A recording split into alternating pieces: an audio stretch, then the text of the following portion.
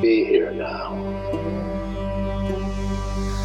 See, and the interesting question is whether you trust the universe enough to trust that if you open your heart, limits will still be defined that will be appropriate to the situation. Do you trust the universe enough? Do you trust the universe enough to start to fall in love with everybody?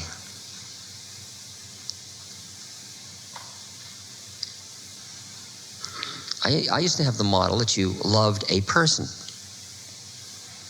It was, we are in love. Do you love me? I love you. And it was possessive and protective. And if you loved me, I'd know where you were every minute.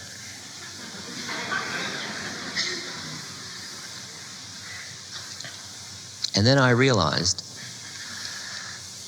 that to love a person that way meant you had to demarcate that I didn't love everybody else that way. And the problem was that as you altered your consciousness and extricated yourself from the illusion of your separateness, you started to feel this merging with the universe around you, the interrelationship, the family quality, and then the oneness, and you started to be in love with other people. And then you were really scared because you didn't know whether you'd be able to set limits. And that's led us to serial monogamy in this society.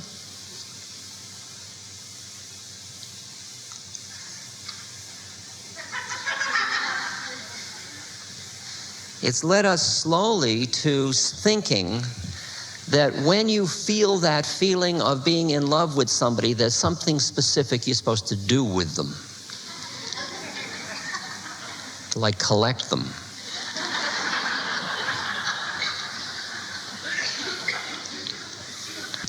And it's extraordinary to find out that you can be in love with somebody without having to do anything about it at all.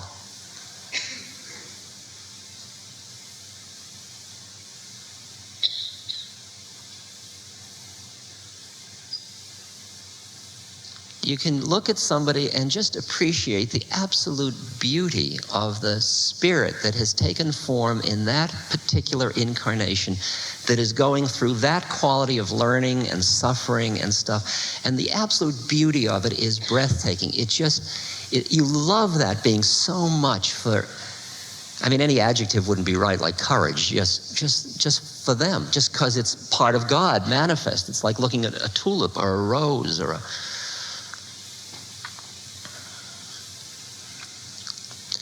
And in that quality of love, there is listening. It doesn't mean that you stop listening, and out of the listening you hear what is an appropriate action.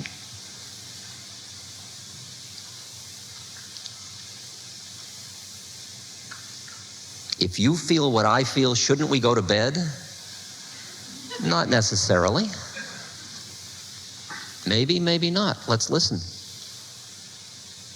Let's hear whether in the process we're going to create more suffering or not.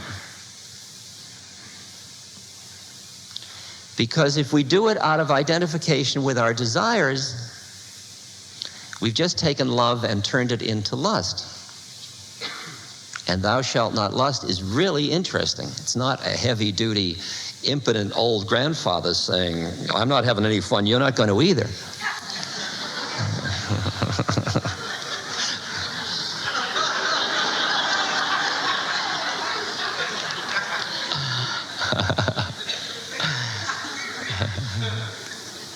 It's saying, thou shalt not engage somebody else in separateness, because that will exacerbate their suffering.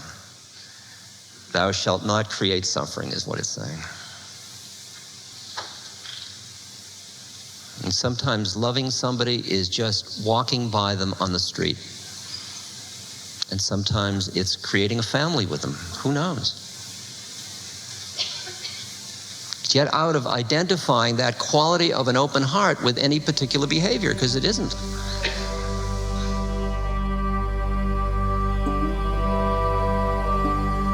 Just be here now.